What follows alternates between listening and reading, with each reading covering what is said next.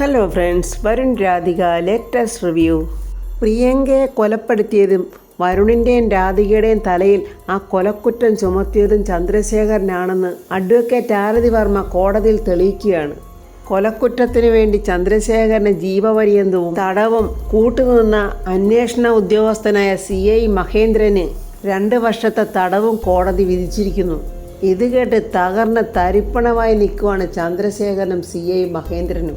എന്നാൽ വരുണിനും രാധികയ്ക്കും ഇതിൽ പരം ഒരു സന്തോഷം വേറെയില്ല. അവർ രണ്ടുപേരും അങ്ങനെ സന്തോഷത്തോടെ ഇങ്ങനെ അവരെ നോക്കി അവിടെ നിൽക്കുവാണ്. അങ്ങനെ കോടതിയിൽ നിന്നും ചന്ദ്രശേഖരനെയും CIയെയും ജയിലിലേക്ക് കൊണ്ടുപോവാണ് SP അർജുൻ. അങ്ങനെ അവിടെ കൂടെ നിന്ന നാട്ടുകാരൊക്കെ ചന്ദ്രശേഖരനെയും CIയെയും ശരിക്ക് ഉപദ്രവിക്കുന്നുണ്ട്. ഇതെല്ലാം കണ്ട് സന്തോഷത്തോടെ നോക്കി നിൽക്കുവാണ് അഡ്വക്കേറ്റ് ആരതി വർമ്മയും വരുണും രാധികയും. പിന്നീട് പ്രിയങ്കയെക്കുറിച്ച് ഇങ്ങനെ ആലോചിച്ചുകൊണ്ട് വരുണിനോടൊപ്പം യാത്ര ചെയ്യുവാണ് കാറിൽ രാധിക. ഈ സമയം സുകുമാരിയമ്മ പ്രിയങ്കയെ അന്ന് കണ്ട മാർക്കറ്റിൽ പ്രിയങ്കയെ അന്വേഷിച്ച് പോവുകയാണ്. സുകുമാരിയമ്മ ഇങ്ങനെ ഓരോ മുക്കും മൂലയും ഓരോ കടകളും ഇങ്ങനെ അരിച്ചു പെറുക്കി നോക്കുവാണ്. ഓട്ടോയിൽ ഇരുന്നുകൊണ്ട് ഇങ്ങനെ തലയും കൈയും ഒക്കെ പുറത്തോട്ടിടുന്നുണ്ട്.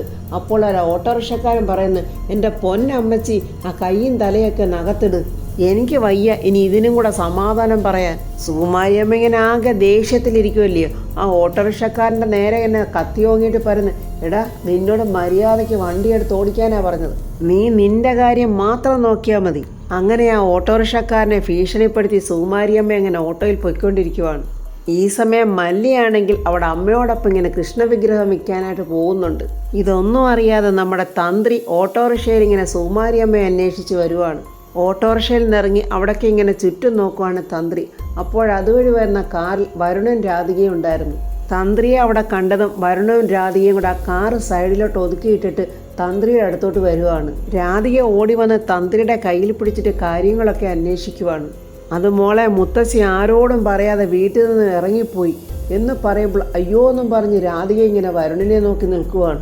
എങ്ങോട്ടാച്ചാ മുത്തശ്ശി പോയതെന്ന് വരുൺ ചോദിക്കുമ്പോൾ തന്ത്രി പറയുന്നുണ്ട്, ഇവിടം വരെ എത്തിയതായിട്ട് കണ്ടവരുണ്ട്, പ്രിയങ്ക ജീവിച്ചിരിപ്പുണ്ടെന്നും അവളെ അന്വേഷിച്ച് കണ്ടെത്തി കൊണ്ടുവരുമെന്നും പറഞ്ഞാണ് പോയിരിക്കുന്നത് എന്നൊക്കെ ഇങ്ങനെ സങ്കടത്തോടെ തന്ത്രി വരുണിനോടും രാധികയോടും പറയുവാണ്. അങ്ങനെ വിഷമിച്ച് നിൽക്കുന്ന തന്ത്രിയെയും കൂട്ടി വരുണും രാധികയും കൂടെ സുകുമാരിയമ്മയെ അന്വേഷിച്ച് പോവുകയാണ്.